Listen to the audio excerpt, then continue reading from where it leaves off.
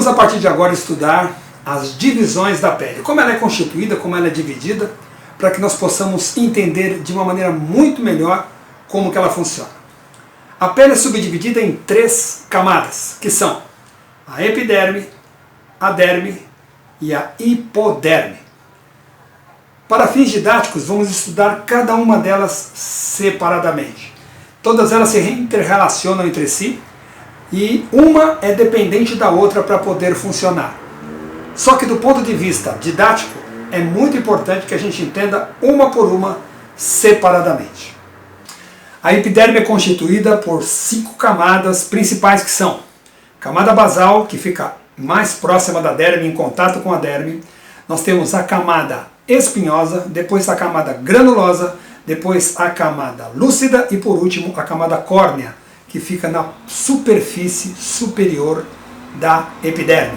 A epiderme ela leva de cerca de 21 a 28 dias para se refazer completamente. E a sua estrutura fisiológica é a seguinte. A camada basal é a camada mais profunda da epiderme. Ela faz contato direto com a derme.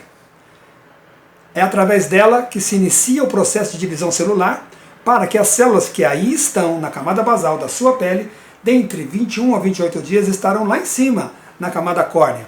O processo de divisão celular vai empurrando as células da camada basal para cada vez mais longe dos nutrientes existentes na derme, porque afinal de contas, toda a epiderme é avascularizada, ou seja, não possui vaso sanguíneo. E toda a nutrição celular ela é oriunda da derme.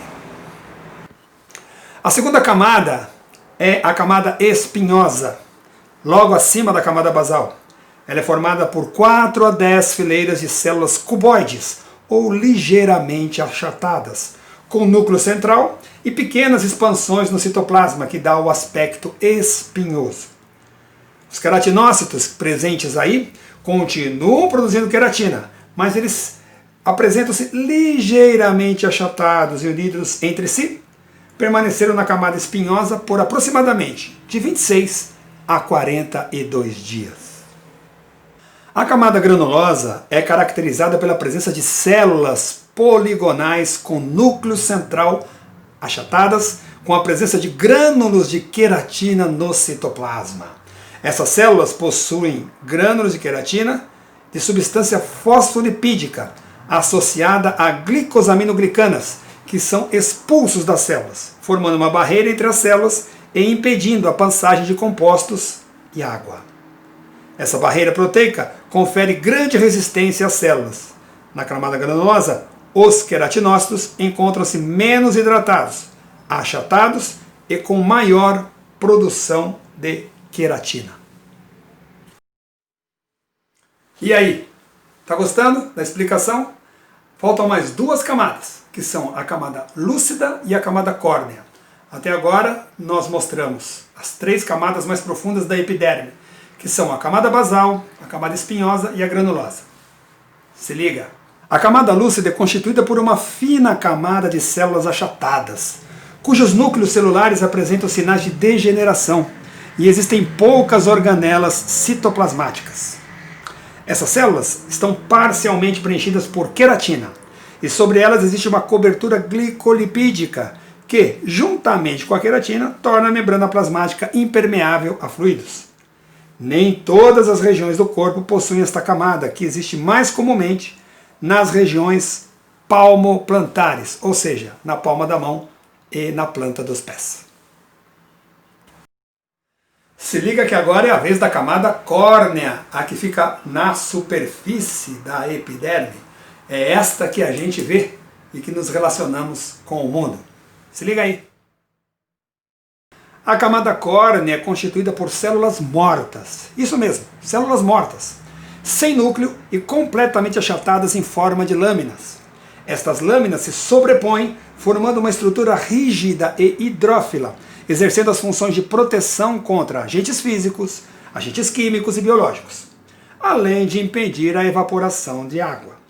Nessa camada ocorre o desprendimento constante dos queratinócitos e, consequentemente, uma renovação constante da epiderme.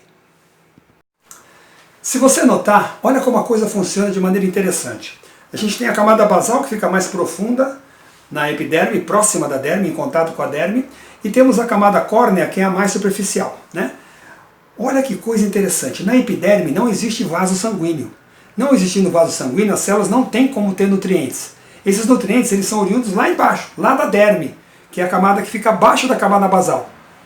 Na medida em que a camada basal vai se dividindo, ela pula uma camada para cima. Então aquela célula que estava na camada basal vira agora célula da camada espinhosa, que depois, quando se divide, vira célula da camada granulosa, depois da lúcida e da córnea. Na medida que elas vão se distanciando da derme, elas vão ficando longe dos nutrientes, vão ficando longe da comida, entre aspas, e com isso elas vão morrendo.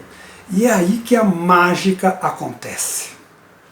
Na medida em que as células vão se distanciando da derme e diminuindo a oferta de nutrientes, elas vão sofrendo uma mudança morfológica, ou seja, vai mudando a sua forma, e na medida em que ela vai morrendo, ela vai cumprindo uma função fisiológica extremamente importante para a nossa pele funcionar. É assim que a natureza faz. Utiliza-se de recursos que, quando nós estudamos, notamos a beleza e a sabedoria que existe na natureza. E tem mais. Na epiderme ainda existem outros componentes importantes. São eles as células de Langerhans, as células de Merkel e os melanócitos, famosos por produzir a melanina, que dá aquele bronzeado bonito quando a gente vai à praia ou à piscina. Vamos estudar cada um deles separadamente agora. Os melanócitos são células produtoras de melanina e são responsáveis pela pigmentação da pele. Elas são derivadas da crista neural. E essa crista neural não se localiza só na camada inferior da epiderme. Existe também em outros lugares o melanócito. Por exemplo, no olho, que é o responsável, por exemplo, pela cor dos olhos. No ouvido interno, no epitélio vaginal, nas meninges, nos ossos e também no coração. A melanina, uma vez que ela é produzida, ela é armazenada nas organelas especiais dentro do melanócito, chamado de melanossomas. Isso, melanossomas. Esses melanossomas, eles transportam, né, a melanina para os queratinócitos próximos. Sendo assim, a melanina e, por extensão, os melanócitos, eles têm um papel importantíssimo na proteção contra os raios ultravioleta. Eles também desempenham um papel importante no sistema imunológico.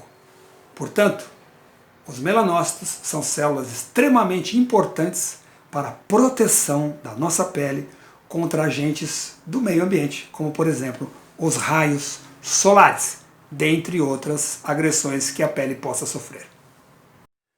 Outra estrutura importante na epiderme são as células de Langerhans. São células do sistema imunológico e, como o próprio nome diz, ela tem a função de fazer uma patrulha imunológica na epiderme. Elas andam, elas caminham pela epiderme em busca de agentes patogênicos que eventualmente queiram entrar no nosso corpo através da pele. A célula de Langerhans, uma vez identificando esses agentes, ela tem a capacidade de processar, captar e apresentar, inclusive, para linfócitos T para produzir anticorpos. Olha só que bacana. Ela é uma célula específica contratada pelo universo para cuidar da nossa epiderme. Células de Langerhans, importantíssima na nossa proteção. E tem mais.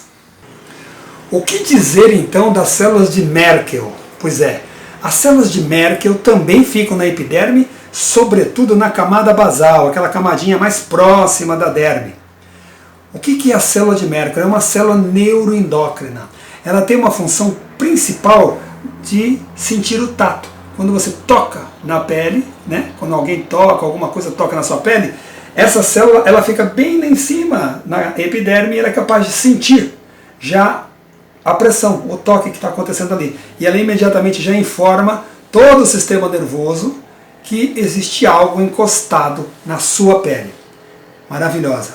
Célula de Merkel extraordinária para a sensação, para a função principalmente de relação com o meio, conforme a gente já estudou nas funções da pele. E aí, gostou? Aprendeu como funciona a base da epiderme? Então tá ok. Vamos agora para a segunda camada da pele, que é a derme.